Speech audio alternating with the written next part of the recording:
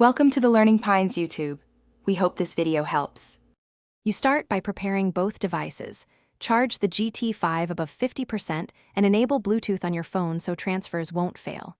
Once done, install or update Huawei Health and the companion Maps app. Make sure versions match watch compatibility. On the phone, download the offline map regions you need. This avoids cellular use and ensures tile completeness. You do this because the watch relies on the phone for larger files. Transferring pre-downloaded tiles speeds up the sync and reduces transfer error. Now you transfer the maps to the Gt5. First, confirm the watch is paired and visible in Huawei Health. Next, open the app's map transfer option or mount the watch as a device if supported and copy the downloaded map files into the watch's map directory.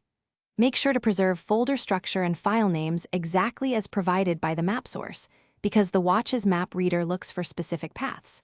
If the transfer shows progress, wait until it completes. Partial copies will not load correctly on the device.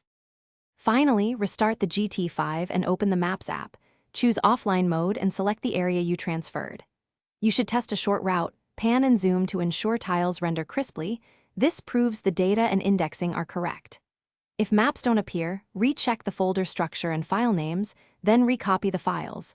Make sure firmware and app versions match. If problems persist, update watch firmware or clear cache before retrying. This resolves most mismatches between map reader and file format. Thanks for watching. Consider subscribing if we helped you.